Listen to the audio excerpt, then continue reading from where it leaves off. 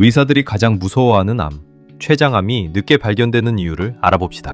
여러분, 오늘 아침에 일어나셨을 때 몸 상태가 어떠셨습니까? 혹시 명치 쪽이 묘하게 불편하다거나 밥 먹고 나서 속이 계속 더부룩하다거나 아니면 특별히 다친 것도 없는데 등이 며칠째 이유 없이 아픈 느낌, 그런 거 있으셨습니까? 아마 대부분의 분들은 이렇게 넘기셨을 겁니다. 요즘 날씨가 갑자기 바뀌어서 그런가 보다. 어젯밤에 좀 많이 먹었나? 오래 앉아있어서 허리가 안 좋은가 보다. 저도 솔직히 그렇게 생각했을 것 같습니다. 몸이 좀 불편해도 바쁘면 그냥 지나치게 되거든요. 그런데 오늘 제가 드리려는 이야기는 바로 그 당연하게 넘기는 습관이 때로는 정말 위험한 결과로 이어질 수 있다는 겁니다. 오늘 이야기는 먼 나라 이야기가 아닙니다. 우리 주변에서 실제로 일어나고 있는 일입니다. 저도 이 내용을 처음 알게 됐을 때 한동안 마음이 좀 무거웠습니다. 끝까지 천천히 함께 읽어주시면 오늘 하루 여러분 건강에 진짜 도움이 될 이야기를 드릴 수 있을 것 같습니다.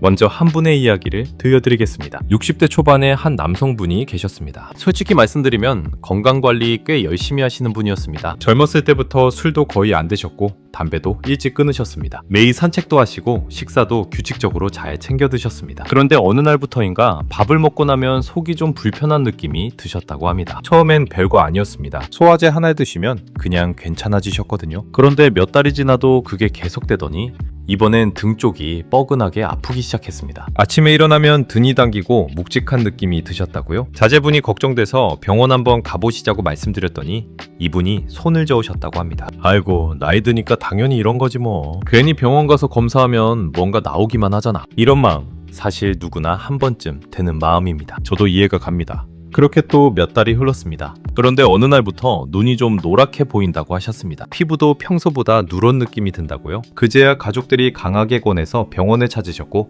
정밀검사를 받으셨습니다. 결과는 췌장암이었습니다. 이미 3기로 진행된 상태였습니다.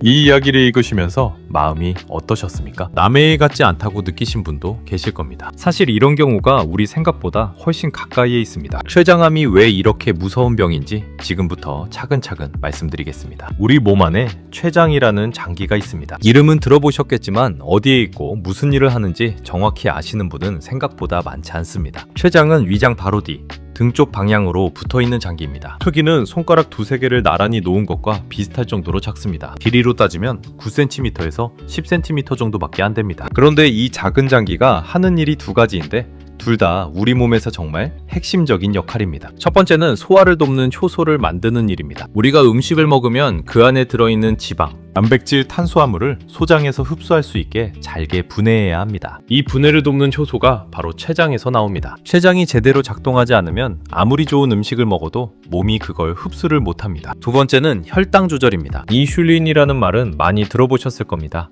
당뇨병과 관련 있는 호르몬이죠. 이 이슐린을 만드는 장기가 바로 췌장입니다. 밥 먹고 나서 혈당이 올라가면 췌장이 인슐린을 분비해서 혈당을 다시 낮춰주는 겁니다. 그러니까 췌장은 작지만 소화와 혈당, 이 두 가지를 동시에 책임지고 있는 아주 중요한 장기입니다.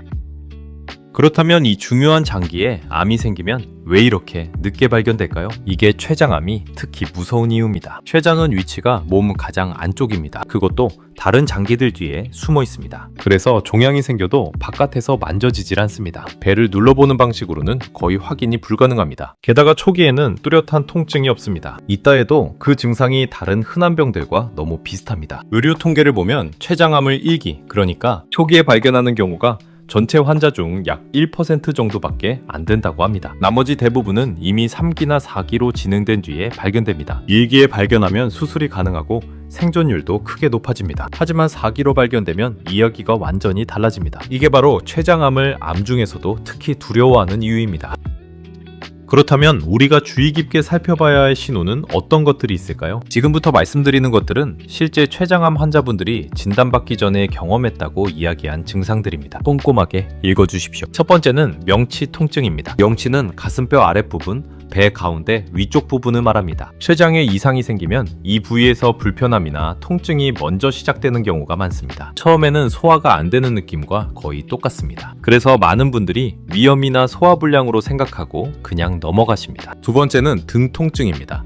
이게 꽤 중요한 신호입니다. 진단받으신 분들이 나중에 돌이켜보면 훨씬 전부터 등이 뻐근하게 아팠다고 하시는 경우가 많습니다. 특히 명치 쪽 통증이 등까지 퍼지는 느낌, 혹은 등 중간이나 허리 위쪽이 이유 없이 계속 아픈 느낌, 이게 있다면 단순히 근육 문제만으로 넘기지 않는 것이 좋습니다. 물론 등이 아픈 이유는 정말 여러 가지입니다. 디스크일 수도 있고 근육 문제일 수도 있습니다. 하지만 등 통증이 반복되면서 소화불량도 함께 있다면 그때는 한 번쯤 다른 가능성도 생각해 보셔야 합니다. 세 번째는 좀처럼 낫지 않는 소화불량입니다. 위장약을 먹어도 식사를 줄여도 소화가 안 되는 증상이 몇 주, 몇 달씩 반복된다면 그냥 지나치지 마십시오. 췌장에서 소화 요소가 제대로 나오지 않으면 음식물이 잘 분해되지 않아서 이런 증상이 계속 나타날 수 있습니다. 네 번째는 이유를 알 수 없는 체중 감소입니다. 먹는 양을 줄인 것도 아니고 갑자기 운동을 많이 한 것도 아닌데 체중이 계속 줄어든다면 반드시 원인을 확인해야 합니다. 남세포는 몸의 영양분을 빠르게 소비합니다. 그리고 췌장 기능이 떨어지면 음식을 먹어도 제대로 흡수가 안 됩니다. 이 두 가지가 겹치면 먹는 양이 비슷해도 살이 계속 빠집니다. 다섯 번째는 황달입니다.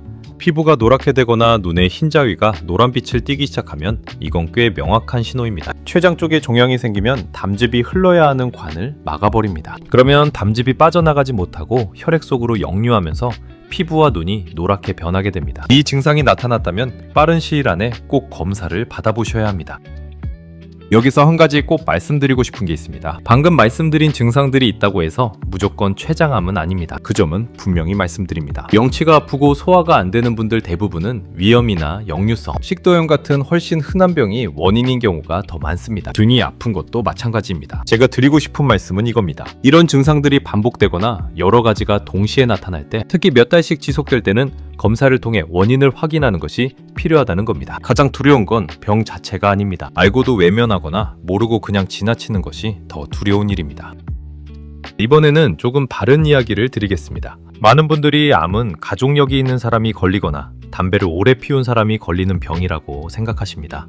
물론 그런 요인들이 중요한 건 맞습니다. 하지만 췌장암과 관련해서 최근 의료계에서 점점 더 강조하는 원인이 있습니다. 바로 우리가 매일 반복하는 일상 습관입니다. 특히 건강하게 살아오셨다고 생각하시는 분들도 자신도 모르는 사이에 췌장에 꽤 많은 부담을 줬을 수 있습니다. 첫 번째가 과식입니다. 젊었을 때부터 밥은 배부르게 먹어야 제대로 먹은 거라고 생각하셨던 분들 많으실 겁니다.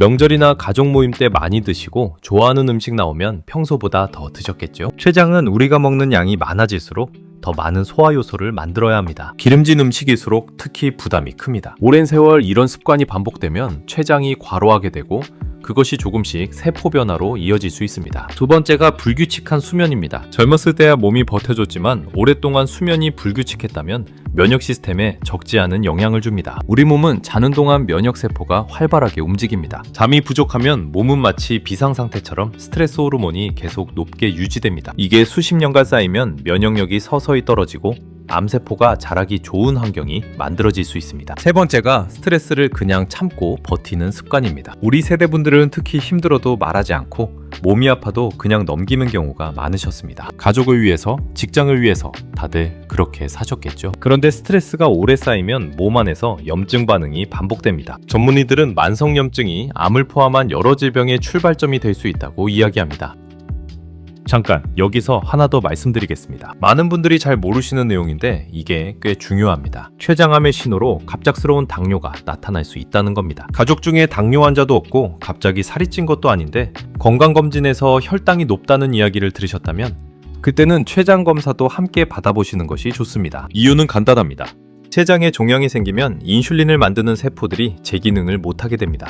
그 결과 갑자기 혈당이 올라가고 당뇨 증상이 나타날 수 있습니다. 당뇨의 원인은 물론 다양하고 대부분은 췌장암과 관계없습니다. 하지만 특별한 이유 없이 갑자기 당뇨가 생겼다면 그것이 췌장에서 보내는 신호일 수 있다는 사실만큼은 꼭 기억해 두십시오.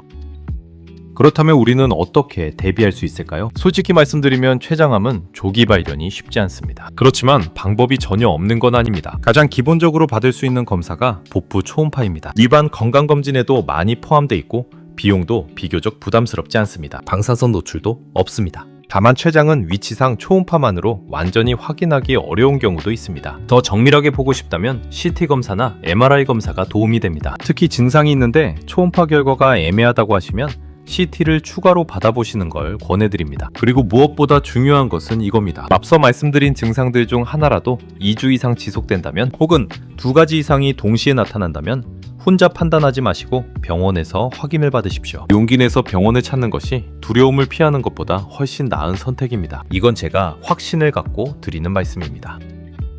마지막으로 드리고 싶은 말씀이 있습니다. 가끔 이런 이야기를 들으면 이렇게 말씀하시는 분들이 계십니다. 이제 나이도 있는데 뭘 그렇게 검사를 받느냐? 할 만큼 살았는데. 그 마음 이해는 됩니다. 하지만 저는 그 생각에 선뜻 동의가 안 됩니다. 우리가 건강을 챙기는 이유는 단지 오래 살기 위해서가 아닙니다. 남은 시간을 덜 아프게 가족들 옆에서 하고 싶은 것들 하면서 보내기 위해서입니다. 빨리 발견하면 치료의 선택지가 넓어집니다. 빨리 발견하면 몸이 받는 고통도 훨씬 줄어듭니다. 빨리 발견하면 사랑하는 사람들과 함께 할 수 있는 시간이 늘어납니다. 그게 바로 우리가 몸의 신호에 귀를 기울여야 하는 이유입니다. 오늘 이야기를 마무리하면서 딱 한 가지만 기억해 주십시오. 몸은 항상 신호를 보냅니다. 소리를 지르지 않을 뿐입니다. 조용한 불편함을, 반복되는 통증을 그냥 나이 탓으로 돌리지 마십시오. 명치가 계속 불편하십니까? 등이 이유 없이 자꾸 아프십니까? 소화가 몇 주째 안 되십니까? 팔이 이유 없이 빠지고 있습니까? 이것이 여러분 몸이 보내는 작은 편지일 수 있습니다. 그 편지를 무시하지 마시고 오늘 딱 한 번만 자신의 몸 상태를 천천히 돌아봐 주십시오. 건강은 잃고 나서야 소중한 줄 아는 법이지만 오늘 이 글을 읽으신 여러분만큼은 읽기 전에 먼저 챙기시길 진심으로 바랍니다. 더 자세한 내용은 구독하시고 다음 이야기 놓치지 마세요.